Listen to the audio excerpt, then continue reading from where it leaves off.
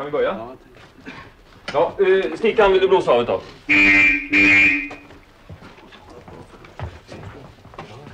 Men då är du där ute. Då går du så. Jaha, det är från min sida. Ja, just det.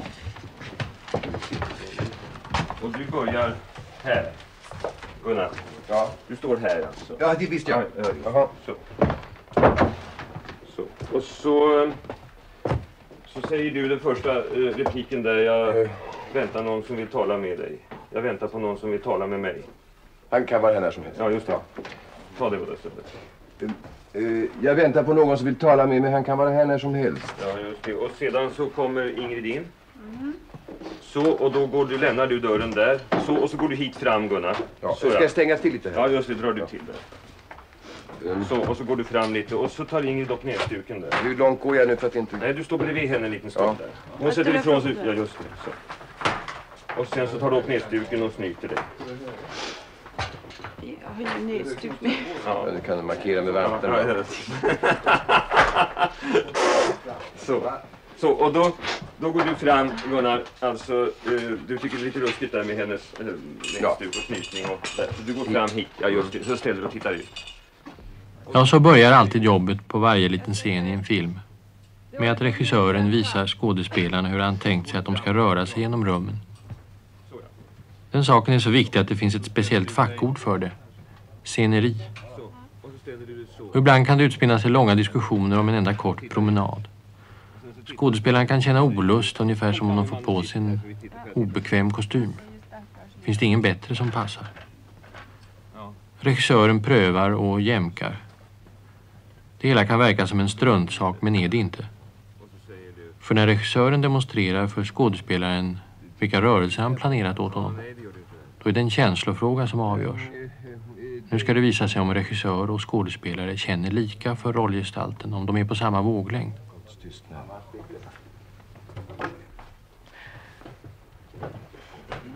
Guds tystnad. Ja. Guds tystnad. Och där får du ett hostanfall. Efter andra. Ja, just det. Så, ganska länge vet du, så att det liksom... Man känner. Ja, just det, så ja. Sedan kom Jonas Persson och hans hustru. Jag svamlade, avskuren från Gud. Ändå har jag en känsla att varje ord var avgörande. Vad ska jag ta mig till? Ja, just det. Och då tar du upp händerna och så ja. Vad ska jag ta mig till alltså? Ja, så ja. något sånt här. Ja, du vänta med att spika så länge. Vill du... Så ja. Så? Då säger jag stackars lilla Thomas. Du ska ta en konjak och bäddas ner. Ja, just det. Så det där med Guds tystnad och det skiter hon totalt i alltså. Utan det, hon ser här alltså att det är bara det att det här är ett vårdfall, alltså han ska skötas om, inte sant? Ja. Så går du över här på den sidan, inte sant? Så. Stackars lilla Thomas. Du ska ta en konjak och bäddas ner. Då måste jag känna på. Ja, just det. Så ja. Och så upptäcker du det att han är faktiskt riktigt sjuk för en gångs skull. Alltså, du vet, han brukar alltid klaga annars. Har riktigt mycket feber. Ja, just det. Vad fick du till nattvard? Olika regissörer har olika sorters scenerivanor. En liten paus där. Bergman strävar efter så enkla scenerier som möjligt. Inget tillkonstrat och görigt. Han vill ha klarhet, överblick och ordning. Han kan bli rasande när han ser ett chosigt och pretentiöst arrangemang. Ansiktena och texten ska säga allt. Det är hopplöst. Tittar man efter i den här scenen så ser man att det är frågan om små enkla rörelser som handlar om hur en människa söker en annan. En stark människa söker en svag som inte kan ta emot en starkes hjälp utan stöter bort den. En kvinna söker en man som vänder henne ryggen. Ja, du såg den där strykningen. Det stod där ursprungligen. Jag satt och skrev på predikan. Ja, det var ett tjockt brev så jag tänkte förresten. Vad tänkte du? Ja, där fick jag igår. Ja, just det. Jag har det. Du fick strykningen? Ja, då så. Så det går direkt på den här som jag gjorde nu? Ja, just det. Med hänvisning till det. Det ligger där borta. Ja. Snälla grabbar. Måste de spika nu? Det är avblåst. Ja. Kan vara lite tysta då ett tag. Är det någon som hänger i luften på något sätt och spik? Hur var vi? Ja, alltså. Igår, det ligger där borta. Ja, så. Medan rörelserna nöts in så spelar skådespelarna aldrig ut för fullt. De markerar bara sina repliker. Säger de bara rätt fram. Var fick du det? Igår. Ligger där borta. Nej, läs det sen. Ja, just det, då blir hon hemskt irriterad. Någon gång när du har lust. Eller vad det står? Någon gång när du har tid. Någon gång när du får lust. Ja, just det, någon gång när du får lust. Nej, läs det sen. Någon gång när du får lust. Ja, sen, ja just det. Så. Sen så blir du hemskt trött här. Ja, hur trött då? Ja, vad är det han säger där? Det sägs ingenting Nej. förrän Märta säger en söndag på Båstad. Ja, just det. Så. Där alltså så börjar du gäspa. Och du vet, gäspa är en sån där ruskig influensa-gäspning alltså. Inte sant? Ja, så där så darrar det riktigt i hela kroppen. Och sen så lägger du ner huvudet. Så. Så ja. Det blir väl mumligt här. Ja, men det... Lägga så här kanske. Ja, Stickan. Kan du få in en mikrofon där på något vis? Ja, det ska nog gå här. Ja, den där, passa den där skuggan sen. Ja, just det. Jag ska försöka inte tala i ärmen då. Ja, så ja. Så ja. Och så, ja, tysta upp. Tysta då. Tysta ett tag, killar. Och sen så tittar du ut genom fönstret där. Tittar ut liksom på du vet, snölandskapet och tystnaden och tristess. Kan han blunda här för att vara för sig själv liksom? Ja då. Så, varsågod. Tittar du. En söndag på botten av Tåredalen. Jag var inte särskilt bra. Vill du ha medlidande? Ja, tack. Får du gifta dig med mig? Ja, just det. Ni tar det en väldigt låg och sån här alldeles... vad heter det? Alldeles... Så kommer du inte upp där? Kan du halka dig ner lite grann där? Sådär. Så ja. Sådär. Så att hon behöver flyga i luften. Ja. Så. Alltså söndag på båt. Söndag. Alltså alldeles stilla där. Alldeles stilla. Tysta då. Alldeles stilla där. Söndag. En söndag på botten av Tåredalen. Jag mår inte särskilt bra. Vill du ha medlidande? Ja, tack. Då får du gifta dig med mig. Jaså? Kunde gärna gifta dig med mig. Ja, det är ju alltså en sån där riktig fruntimmers replik. Du vet, hon utnyttjar en svaghetssituation. Så där. Sätter in. Kunde gärna gifta dig med mig. Ja, just det. Ja. Varför? Jag skulle inte bli tvungen att flytta härifrån till exempel. Varför ska du flytta härifrån? Nej. Ja, just det. Vi ska inte prata så mycket om det. Men du vet att han säger... Jag tänkte mig sådär att han säger... Varför skulle du flytta härifrån? Alltså, han kan tänka sig vad som helst överhuvudtaget i världen. Men att denna fruktansvärt maktfulla kvinna som har all makt över honom och i himlen på jorden skulle flytta ifrån honom. Det finns ingen tanke. Menar att han ska vara lite grann rent elak? Ja, det där ska det vara. Kan man hålla det... Men fredlig elakhet. Ja, fredlig. Men till dit kan man hålla en liten lite småvänlig. Ja, just det. Ja, just det. Mumsigt ord. Ni mumsar lite grann. Han murrar. Varför skulle du flytta härifrån? Va? Så länge jag är extraordinarie. Ja. Jaha. Så länge jag är extraordinarie kan de flytta mig vart som helst. Långt bort från dig. Ja. Och se hur vi ska göra. Ja, och då blir hon jävligt irriterad. Och så reser hon på sig. Säger, ja, säger hon. Ja, jag vet. Du kan inte gifta dig med mig. Ja, tack. Dit går vi alltså. Det var första repetitionen det. Scenerirepetitionen. Och så fortgår det repetition efter repetition på varje scen. Nu är vi framme vid den fjärde repetitionen. Börja. Jag väntar på någon som vill tala med mig. Han kan vara här när som helst. Ja, var inte orolig. Jag ska gå genast.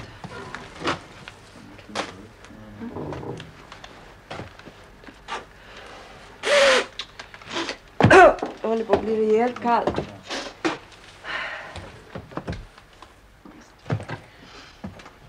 Ska jag...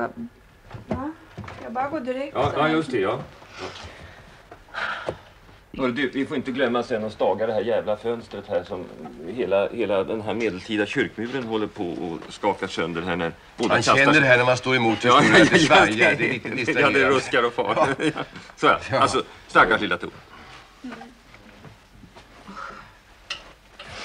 Stackars lilla Tom. Du ska ta en konjak och bäddas ner. Du har riktigt mycket feber. Varför gick du till nattvarden? Det ska ju vara en kärleksmåltid. Får jag titta till Så, ja, det är hemskt. Ska ta lite, våga ta lite närmare. Ja, vi kan åka lite. Så. Så, ja, det är fint. Stopp, stopp. Så ja. Så, fint. Så. Så. Fortsätt. Stilla då bara. Så, och så pausen. En söndag på botten av Tåredalen. Hon var inte särskilt bra. Vill du ha medlidande? Ja, tack. Då får du gifta dig med mig. Jaså, Du kunde gärna gifta dig med mig. varför? Jag skulle inte bli tvungen att flytta härifrån till exempel. Varför skulle du flytta härifrån? Så länge jag är extraordinarie kan de flytta mig vart som helst. Långt bort. Från dig. Ja, får väl se hur vi ska göra. Ingrid, tänk där också på att du inte skymmer honom. Alltså du vet, du tar bort ljuset där från honom. Ser du det? Du skuggar lite grann där, va? Jag kände det. Så ja, just det. Så ja. Ja, där. Är det bra så?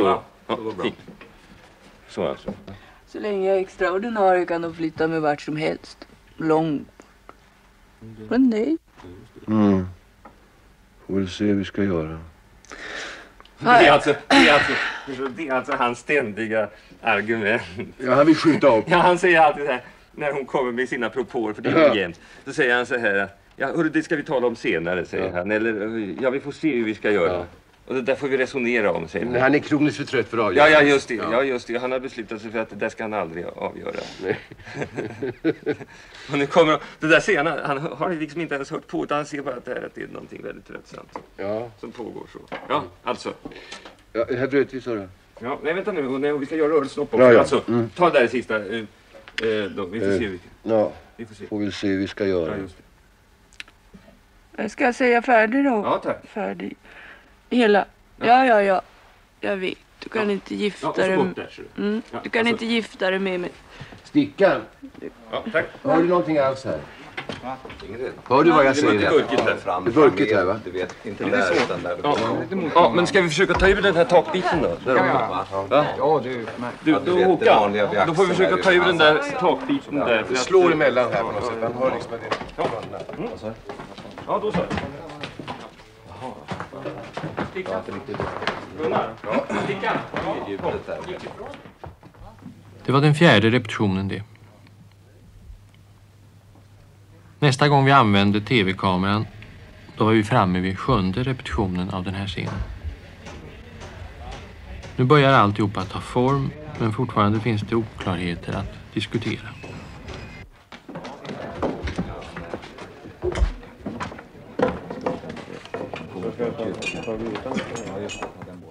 Sån här är rytmen i filmateljén. Alltihopa laddar långsamt upp sig mot tagning.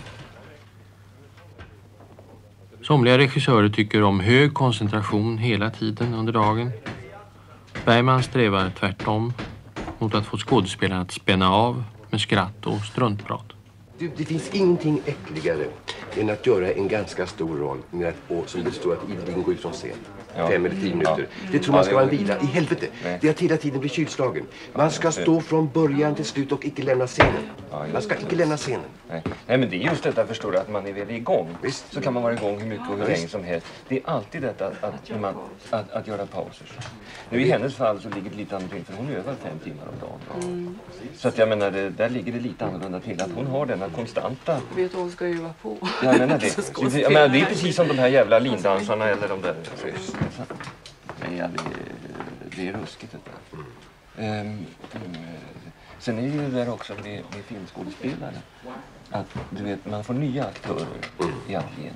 Som för det första kommer de spända till vansinnigt på morgon. Det är klart. Inte sant? Och sedan går de spända hela dagen. Ja, visst. Och ganska generade för dem som har hållit på och filmat en månad. Ja, och du vet, och vanligen, om de är ovana just, vet du, så är de Försten. Visst. Ja, det... Och du vet, och stela hela dagen och spänner sig hela dagen. Så att till slut på kvällen så är de ju så döda så att de vet ju inte vad de heter. Nej. Det är ganska läskigt. Ja, Men jag känner det där beroendet av rummet. Om de flyttar på mig i samma filminspelning så första dagen. Likadant. Ja.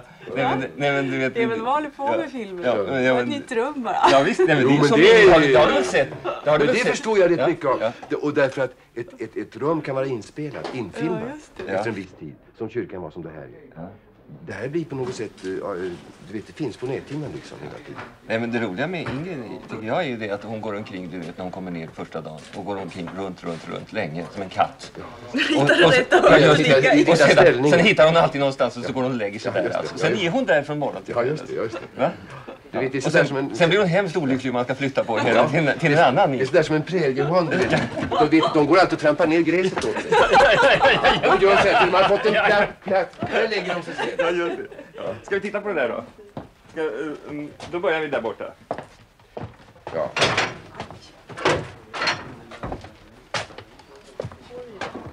Ja, tysta upp.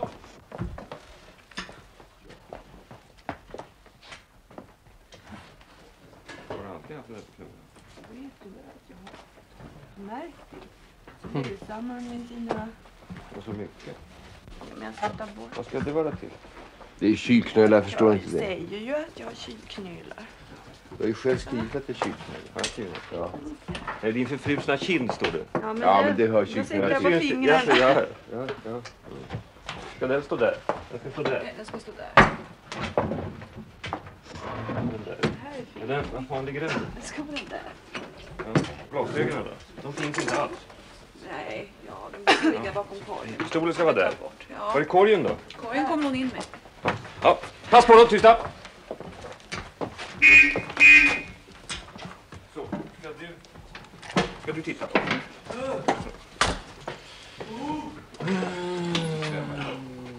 Ska vi börja lite längre back? Har du någon bild? Nej, det har du inte. Ja, så ja. Ja, stopp. Så. Ja, det är klart. Vad har vi för objektiv?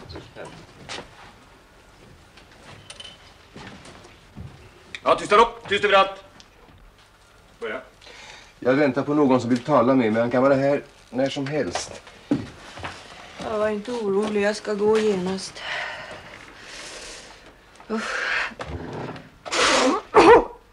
Jag håller på att bli rejält kallt.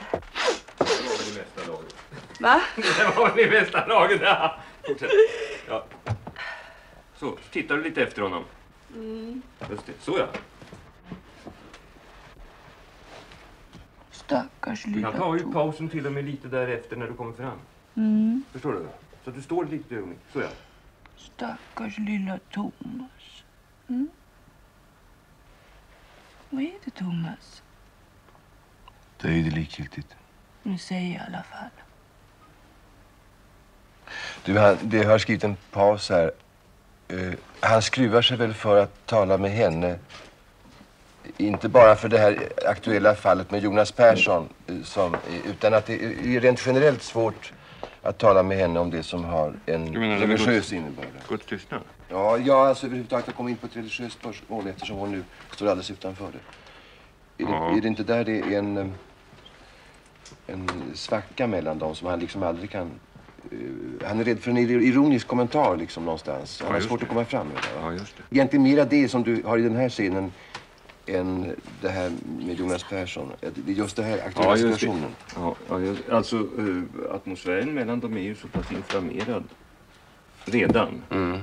Och så allting har gått så i stå. Så att innan det är ju så genomgående att innan de säger någonting till varandra så kommer de redan med en negation eller en förolämpning. Innan så att han säger så här, ja, det är ju likgiltigt. Innan han överhuvudtaget klämmer fram det om Guds tystnad. Ja. Det är ju två fruktansvärt känsliga människor som hela tiden sårar varandra. När han frågar varför gick du till nattvarden då? Är det ironi som han svarar med, eller är det med tanke på det här brevet som han har läst och skrivit om kärleksmåltiden? Det kan vara ironi i båda fall. Ja, det tycker jag. Du menar, hur menar du då alltså? Han säger det ska ju vara en kärleksmåltid alltså. Ja. Det är enda möjligheten att få kärlek ifrån honom när han går till yrket. När nattvarden eller... Ja, det är ju det där att alltså hon går ju nattvarden. Hon har ju gått till nattvarden. Vi måste tänka på att det där brevet är före. Ja. Hon har skrivit det ut ur sitt hjärta och där om bönhörelsen hon har känt. Det finns ju en djupt förtäckt religiös upplevelse i det. Och där plötsligt kanske är det en äkta känsla när hon går till nattvarden. Därför hon tänker, nu har han läst brevet. Nu ser han att jag går till nattvarden. Intressant. Så det är... Så att, men sen när hon märker att på något sätt att han inte har gått, att hon har gått till nattvarden inte på något sätt, han har inte reagerat för det på något. På det sättet därför han inte vet om brevet. Nej, ja, och det vet hon inte ännu då. Nej, just det. Hon vet inte men hon märker att det är någon sorts någon stumhet i hans sätt att reagera, inte sant? Jo, men jag tänkte ändå att det är lite ironi och hennes rädsla för det. Och sen just det att han har en stumhet inför själva handlingen, alltså så där kommer en liten ironi i det, alltså. Det är hemskt fint. Ja, det är bara små saker, men det är skönt att ha tankegången klar liksom. Exemet, du har inte skrapat på. Nej, det ska vi göra sen. Ja. Ja, ska vi gå vidare då? Tysta upp. Stilla. Ja, vi tar därifrån, precis från repliken alltså. Guds, Ja. det är Vad är det? Det är likhet. Vad är det? Säg. Vad är det, Thomas? Det är det likgiltigt. Du säger i alla fall. Guds tystnad. Guds tystnad. Ja, Guds tystnad.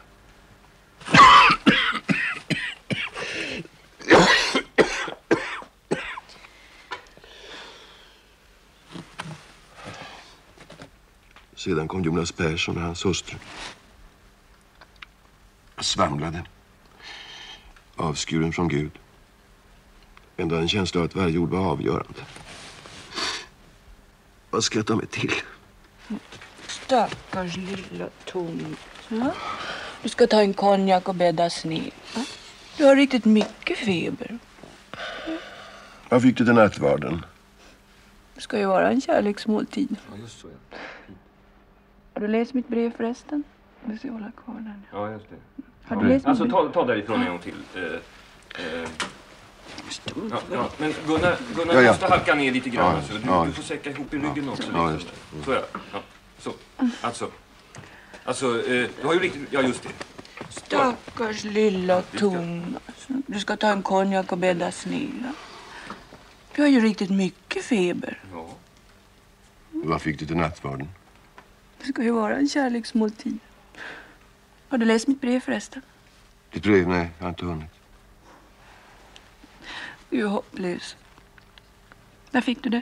Igår, det ligger där borta. Stopp här. Ta ut pausen lite grann längre så att man inte genom tonfall eller någonting utan bara genom pausen känner hennes missräkning. Så alltså. Du har ju riktigt mycket feber. Jag har ju riktigt mycket feber. Vad fick du till nattvarden? Det ska ju vara en kärleksmåltid. Har du läst mitt brev förresten? Ditt brev? Nej, jag har inte hunnit. Jag är hopplös. När fick du det? Igår. Det ligger där borta. Nej. Läs det sen. Någon gång när du får lust.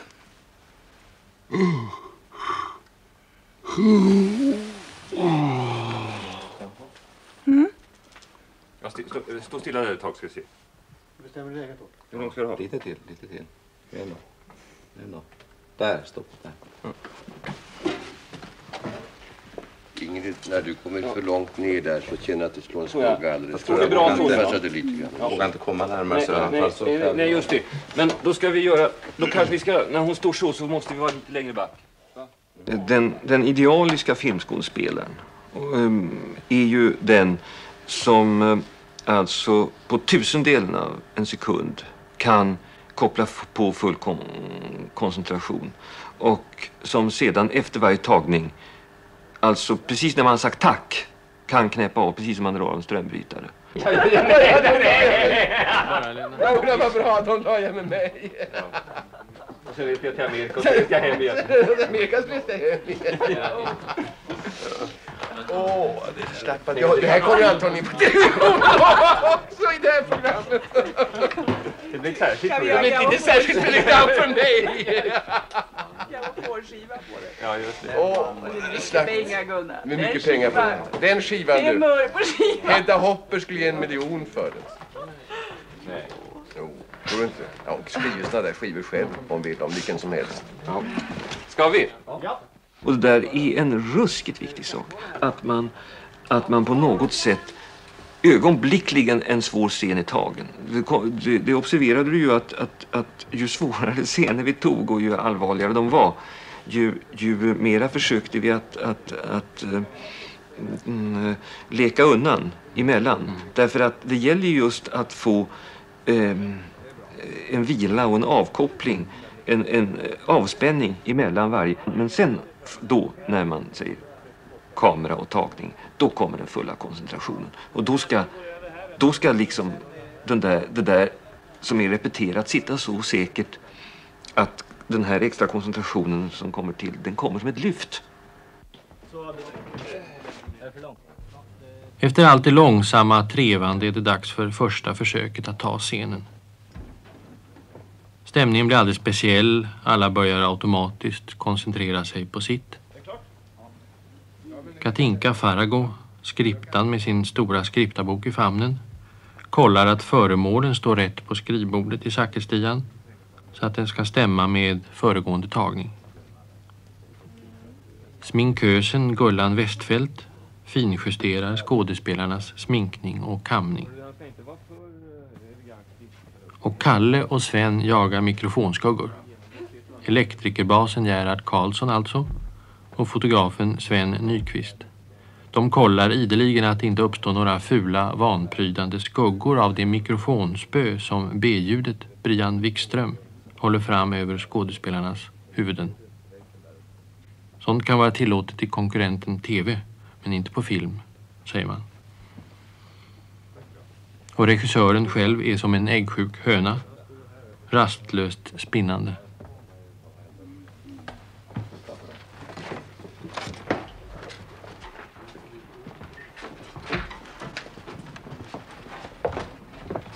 Ja, tystar upp! Tyst överallt!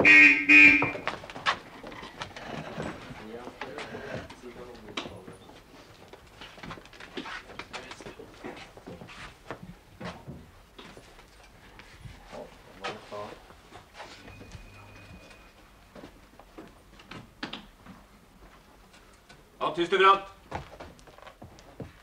Tagning!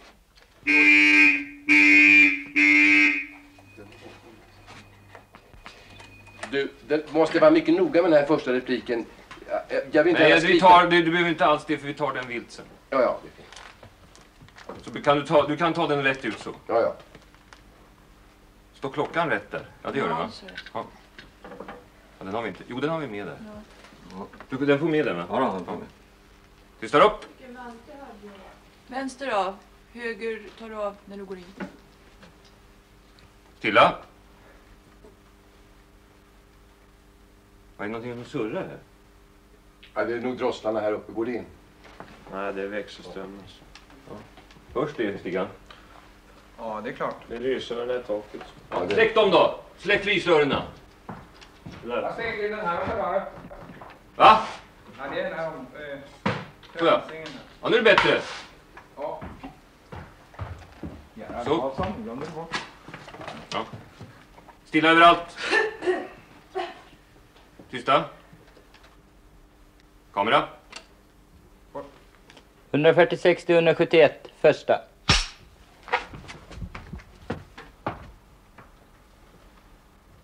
Börja. Jag väntar på någon som vill tala med mig. Han kan vara här när som helst. Jag är inte orolig, jag ska gå genast.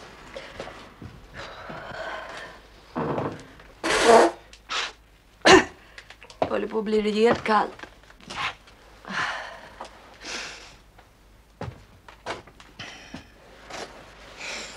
Stackars Thomas.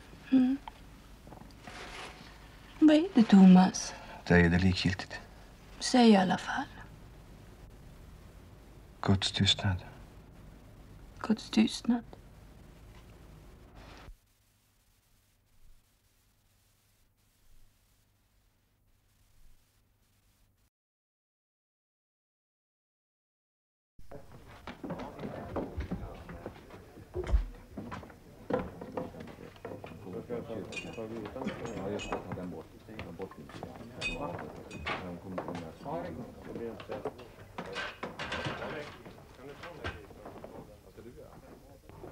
Idag är det lördagen den 13 januari. Det har gått lång tid sedan vi talades vid på allvar.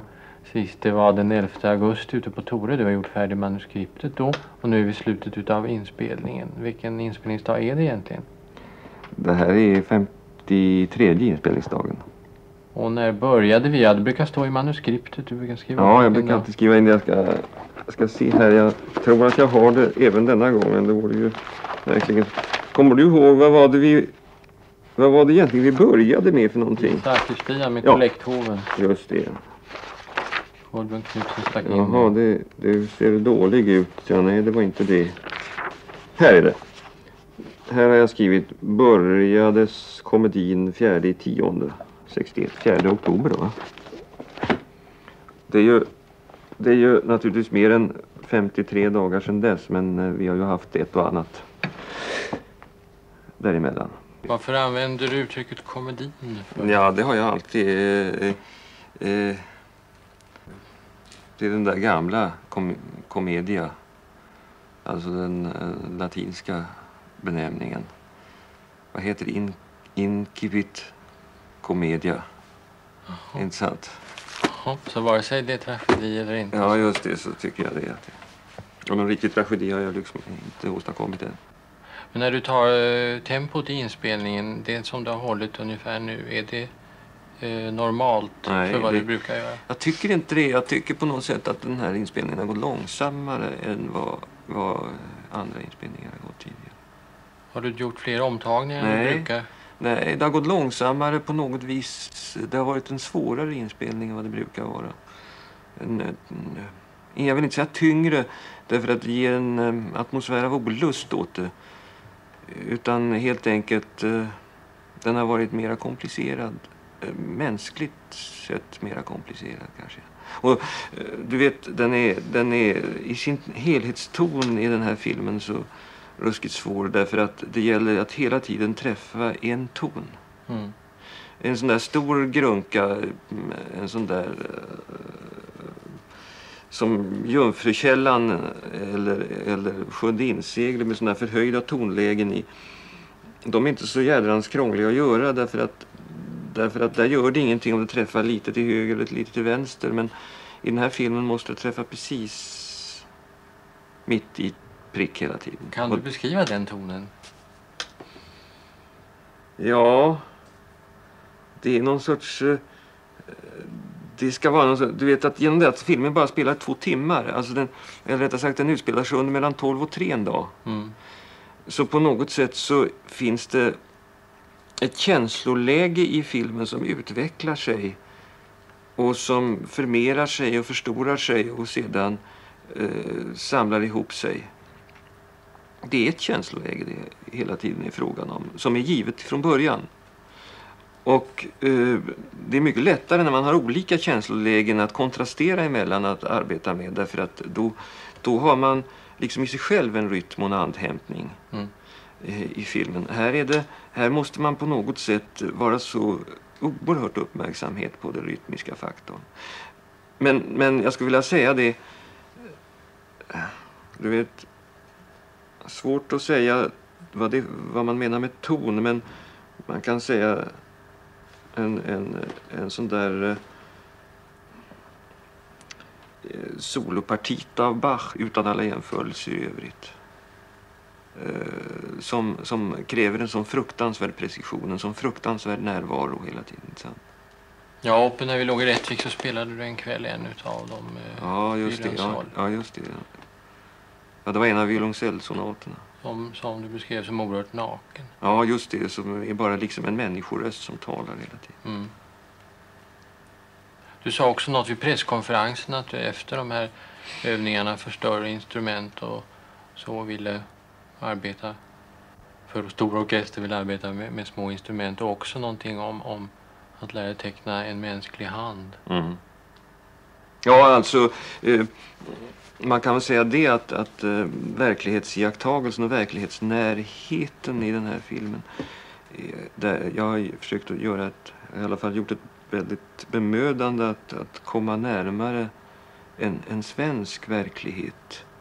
En alldeles naken och påtaglig svensk verklighet.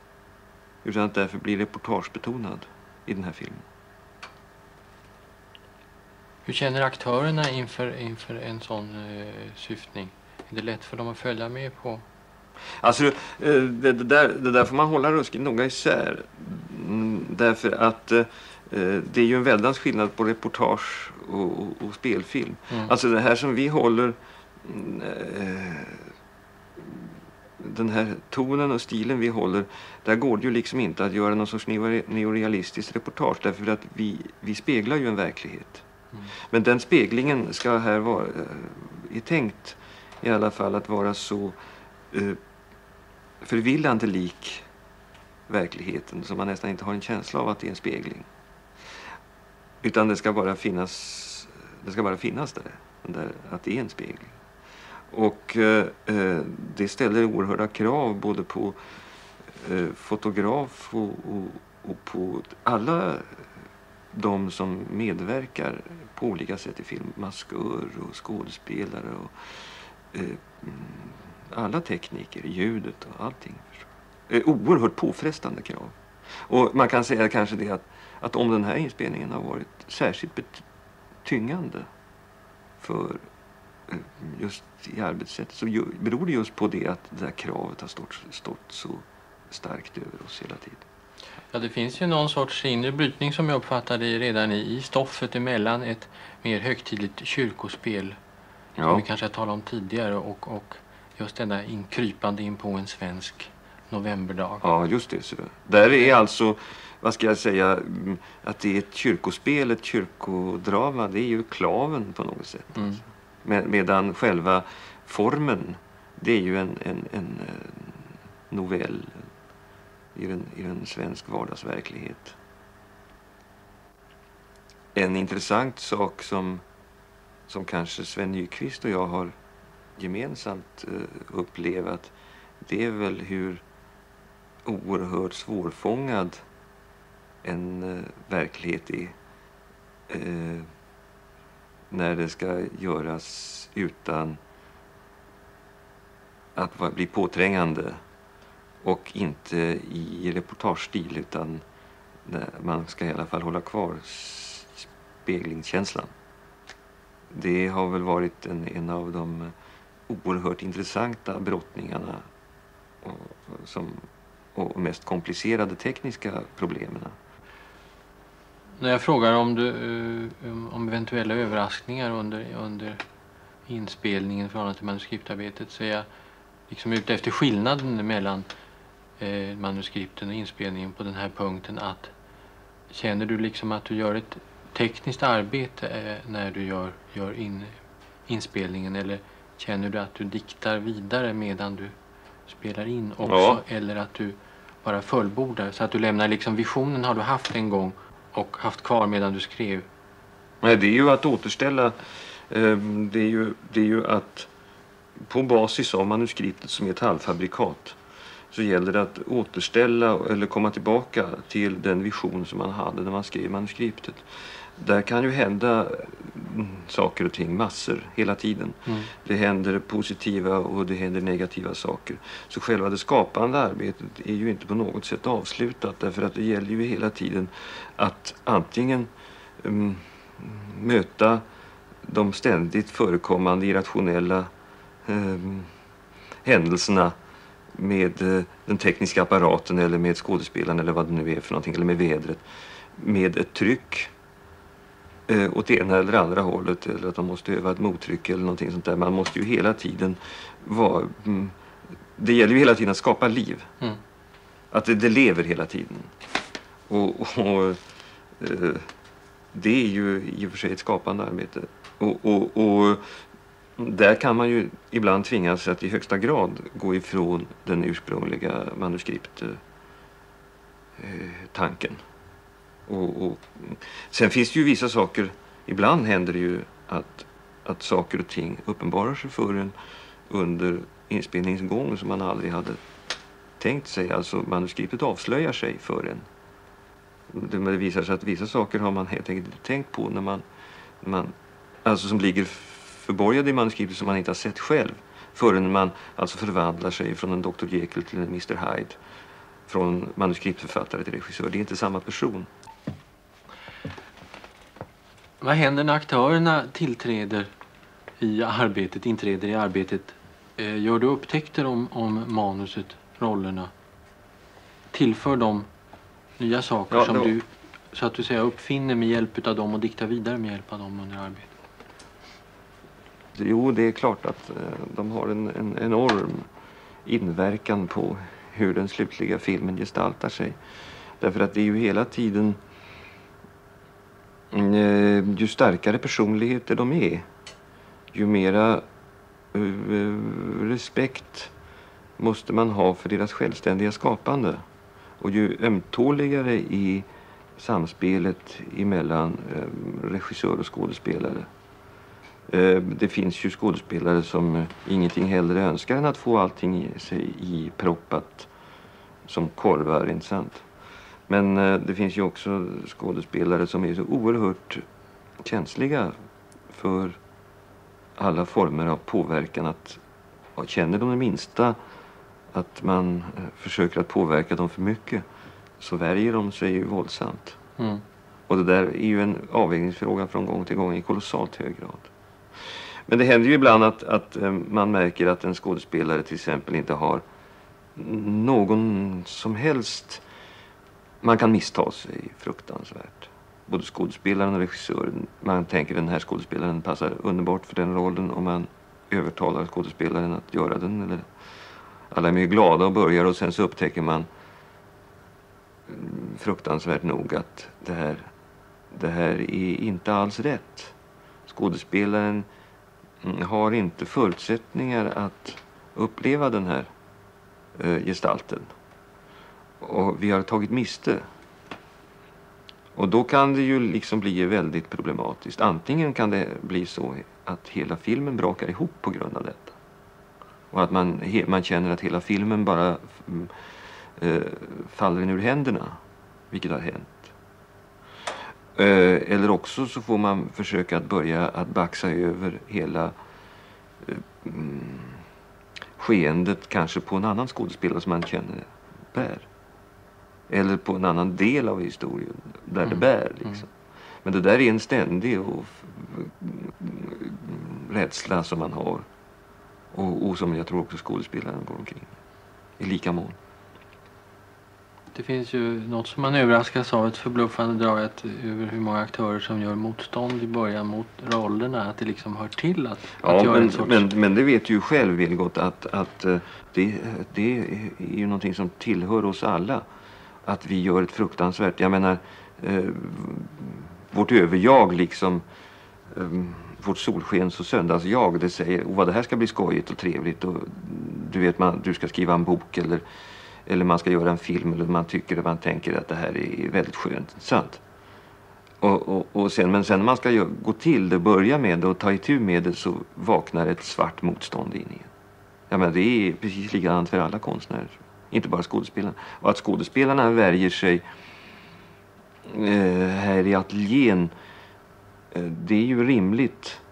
Därför att det är ju den första fruktansvärda konfrontationen för de här. Medan under repetitionsarbetet på en teater så kan ju detta motstånd övervinnas successivt.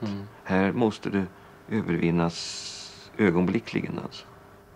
Ja, jag fattar det är detta, mycket förlåt mig. Ja, att motståndet har att göra med en del av den skapande processen. Det är deras sätt att ta sig in i rollen. Ja, just det. Ja, men det är ju likadant för alla konstnärer. Är det inte det?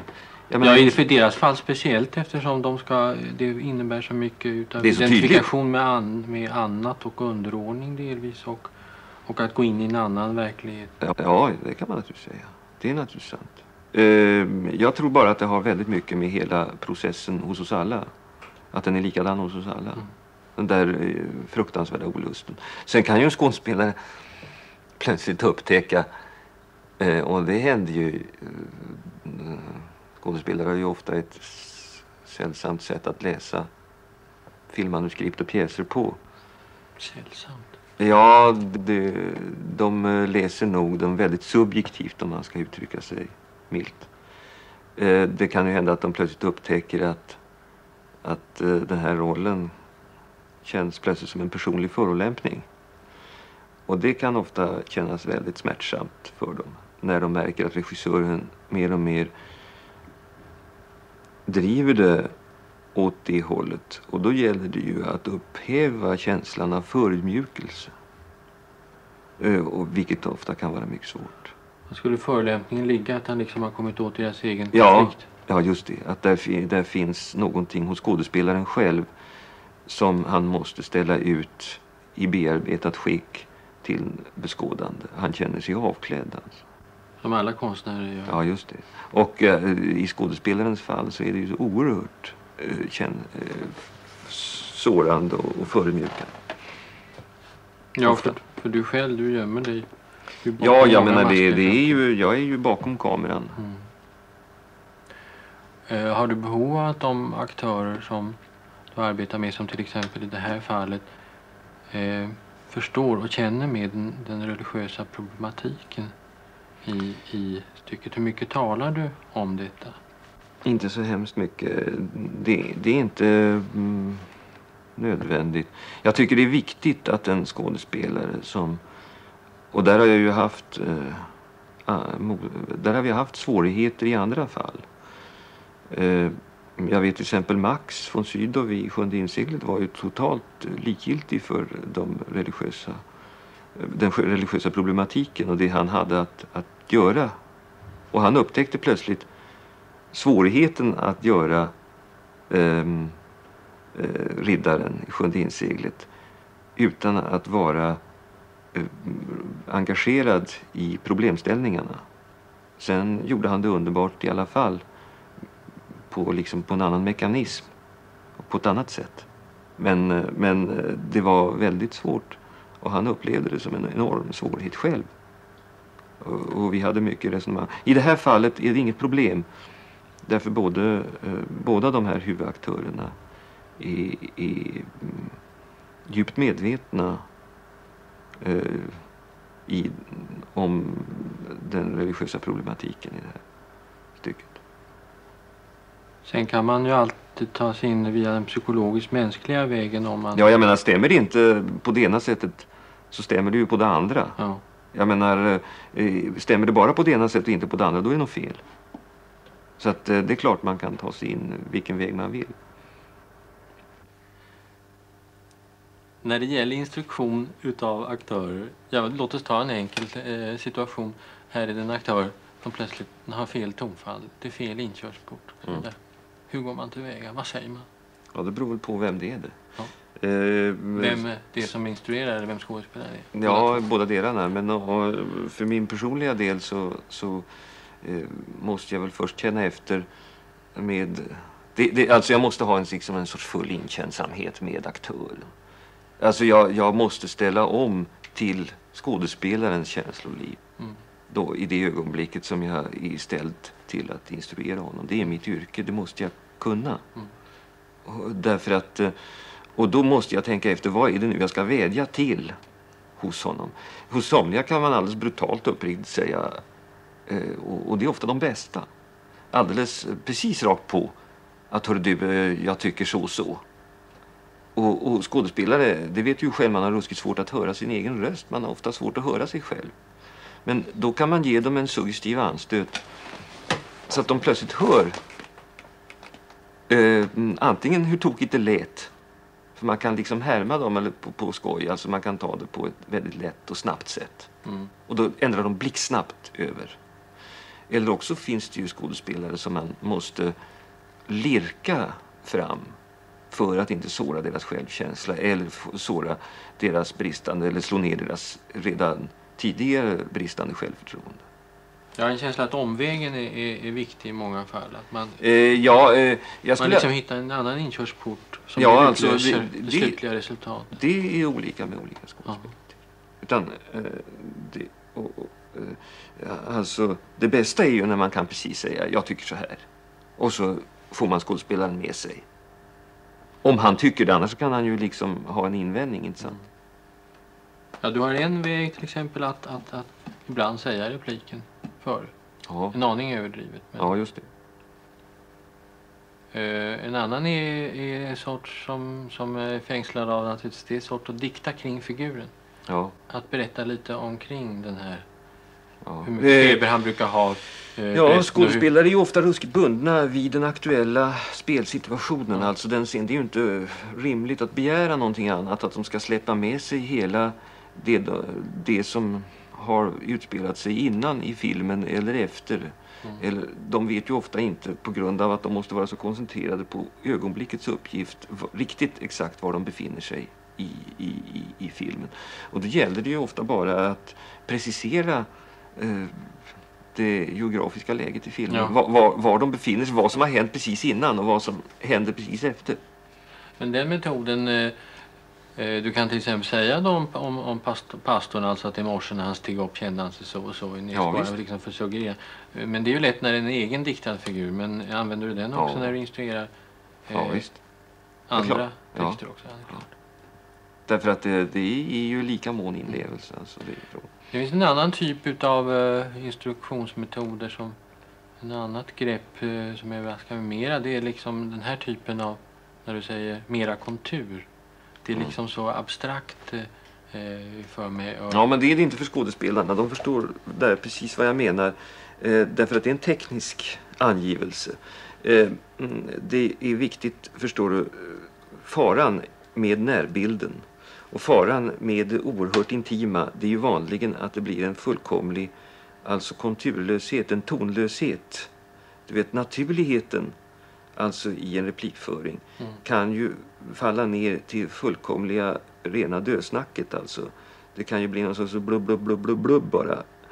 Men det gäller ju då att passa på skådespelaren där, att han höjer konturen på det han säger lite granna.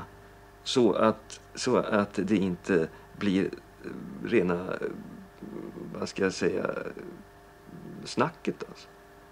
Och det är ju det som vi lider så fasansfullt under i amerikansk film till exempel. Där alla går omkring och är skitnaturliga. Och pratar på en jädrans linje på det här sättet. Och det är ju det som gör det så dött och så tråkigt. Utan det gäller ju att hålla hela tiden en spelkontur alltså. Att det här är ju frågan, det här är inte frågan om att hålla något naturalistiskt dödsnack, utan det gäller ju att det är en roll som ska spelas, som ska ge ett visst intryck, som ska ge en suggestion. Och någonting som är till exempel himla viktigt, det är ju det att i slutet på en film, alltså, och det får man ju regissören hålla ruskigt noga reda på, så ska man öka aktiviteten hos skådespelarna. Alltså där är ju åskådaren då efter 1,5 timmes skådande vanligen så trött i sin uppfattning så att han måste få lite mera av, helt enkelt både av kontur, av spel. Alltså man ska höja spelnivån, aktivitetsnivån, aktionsnivån lite grann. För att åskådaren inte ska ha en känsla av att det går i en jävla lunk alltihopa. Ja, det är ruskigt viktigt. Men allmänt så är jag så överraskad över att det är frågan om så lite. Att snarare säger du mindre än vad man tror att en reklam ska säga. Men, som jag sa det just det, så var det är faktiskt Torsten Amarén som har lärt mig det där. Att instruktionen får inte skvala över skådespelaren som ett ymnigt regn. Utan det måste alltså vara precisa uttryck hela tiden till skådespelaren. Nu ska jag fråga dig en sak som är svår att svara på. Men som vore hemskt roligt om du skulle kunna svara på. Det är en sorts självkaraktäristik. Vad du själv, om du betraktar dig som en främmande person, känner inför dig själv som regissör. Vad som är din styrka. Jag kanske ska börja med att fråga vad du känner. Om det finns någon svaghet som du känner. Svagheten är väl min stora svaghet är väl även som människa, det hänger ju oftast ihop. Det är väl förmyndarmänniskan i mig. Att jag har ett ruskigt behov av att ordna och styra och ställa för andra människor. Naturligtvis en sorts maktkänsla. eller ett behov av makt. Där har jag ju fått hålla reda på väldigt mycket, både i mitt privata liv och i mitt yrkesliv. Det kan smyga sig in i samarbetet med skådespelarna, och ibland för de som är mycket känsliga för det där kan det bli svårt. Och jag får passa ruskigt på det där, att jag inte binder skådespelaren och hans ingivelse och hans känsla av självständigt skapande med ett förfärligt grejande och donande med honom själv alltså. Utan jag måste låta honom vara i fred med sina roller och med sina tankar. Och inte hugga in överallt så de till slut känner sig så kringskurna så att de inte vet varken ut eller in. Ja, det är den mänskliga sidan av, så det är inte någon teknisk sak egentligen i instruktionsarbetet som du först tänker på när jag frågar. Ja, det där är både en mänsklig och en teknisk. Ja. Det hänger ju alltid ihop. Men för övrigt, rent tekniskt tycker jag egentligen, jag tycker liksom nu att jag kan mitt jobb. Det rent professionella, det yrkesmässiga i det här arbetet, det bereder mig liksom inte längre några svårigheter. Det vore, det vore lögnaktigt att säga. Kan du karaktärisera styrkan också? Nej, jag tycker nog att jag är en bra regissör. Men därför att jag kan hålla ihop. Jag har min helhetsvision och den kan jag driva med all pedanteri och reda ordning igenom. Jag håller mig till väsentligheterna. Och jag kan få igenom saker och ting så som jag vill ha dem. Instrumentet lyder mig. Och lyder mig inte på grund av att jag dresserar eller piskar eller torterar, utan att det lyder mig alldeles av sig självt. Och det är nog bra. Så om man frågar vad som är kännetecknet på, i din mening, på vad som är en bra regissör, så svarar du bland annat detta med helheten då? Att hålla att han kan alltså materialisera sin helhetsvision. Han kan överföra den genom alla dessa tekniska medier till publiken. Oftast. Och det tycker jag ju är det avgörande hos en regissör. Antingen han nu har skrivit eget eller han har är interpreterande och återtolkar andras. Vad ska han kunna mer? Några andra egenskaper hos honom? Ja, det är väl hela saken det. Rent praktiskt, vad är det för typ av människa som klarar det? Det här med, du sa om förmynderiet och maktbehovet. Upplever du det att det har att göra med regi?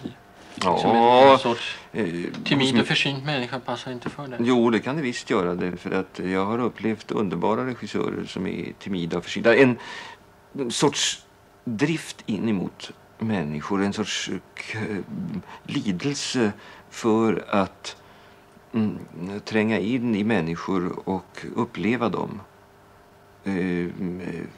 Att iaktta och att känna djupkontakt med mänskligt liv tror jag är avgörande för en regissör.